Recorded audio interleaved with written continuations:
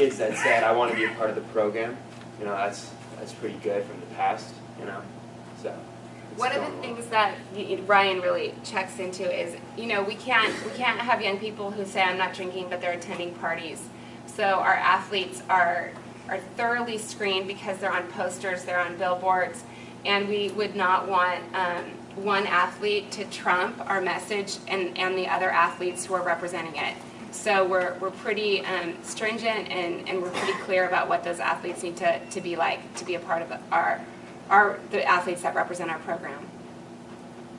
And so with all the selection processes, we had a leadership training, and we had the opportunity to break down those rival walls between our two schools, and we got to share our common experiences as clean student athletes, and it inspired us, and we identified our abilities to reach out to our teammates and peers, and we had these scenarios, and we practiced with these different situations, and we learned how to approach these teammates and our teams as a whole, and how we would confront these situations if this certain teammate had been drinking or out partying, and we wouldn't isolate them, but we would approach them as more of a friend instead of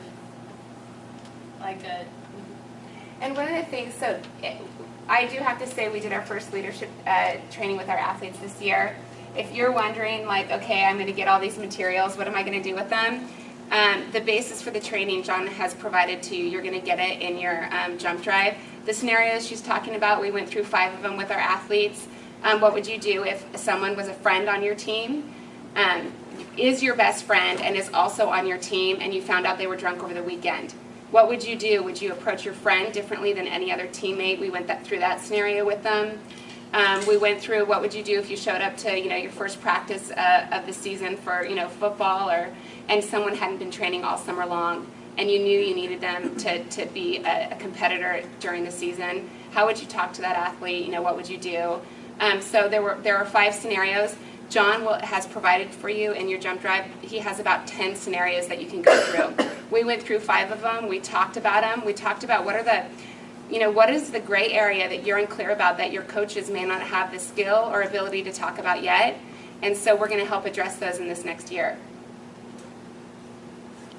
Our goals for athletes committed in the future is to first off have coaches trained and enforced consistently, because if coaches aren't on board with the program and all the student athletes are, then there's not that authority to back up the athletes, because they can have an influence on their teammates, but if the coach isn't on board, there's no authority behind it, and it loses its credibility.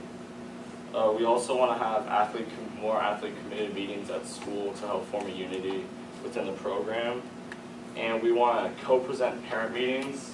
To play sports at our school, you have to go to a mandatory meeting after school, and if you don't attend, you can't play.